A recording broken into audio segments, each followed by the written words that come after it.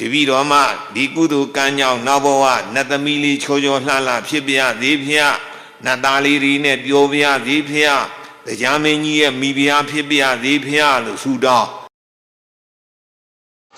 မမှားသည်နဲ့အိမ်ကလေးတွေကလည်းတချို့ဆုတောင်းမယ်ပေါ့ကုသိုလ်ကောင်းမှုတွေပြုဆွနေလောသင်္ကန်းတွေလှူမိန်းကလေးတွေလှူကြတန်းကြ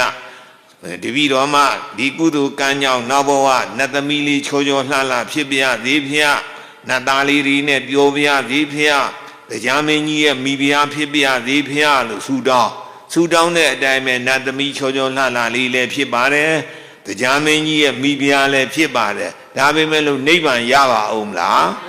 မရတော့ဘူးတဲ့နိဗ္ဗာန်မရတော့ဘူးအာရိယာဒီနတ်သမီးနတ်သားဖြစ်အောင်နဲ့ပြေးလိုက်တဲ့ကုသိုလ်ကံအာရိအရှိန်ကြီးကုန်းသွားလို့ဟုတ်လားမှန်ပါဗျအဲ့ဒါကြောင့်ဘယ်လိုဆုတောင်းရမလဲဆိုတော့နိဗ္ဗာန်ကိုအရင်ဆုတောင်းရတယ်တဲ့ဘုရားတပည့်တော်ဒီကုသိုလ်ကံကြောင့်နိဗ္ဗာန်ကိုချမ်းချမ်းသာသာလွယ်လွယ်ကူကူရပါရသည်ဖေဟာဟုတ်လား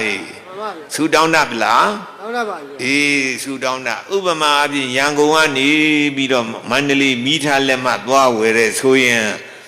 မိထားလက်မှရန်ကုန်ကနေပြီးတော့ဘယ်သွားမှာတော့မန္တလေးသွားမှာဆိုရင်မန္တလေးလက်မှဖြတ်ပေးလိုက်မယ်မဟုတ်လားမှန်ပါကြားရဲမယ်ပဲခူးတို့ပြင်မနာတို့နေပြည်တော်တို့ဒီပြင်မိထီလာတို့ဒီတိုင်းပြည်တွေအတွက်ဒီမြို့တွေအတွက်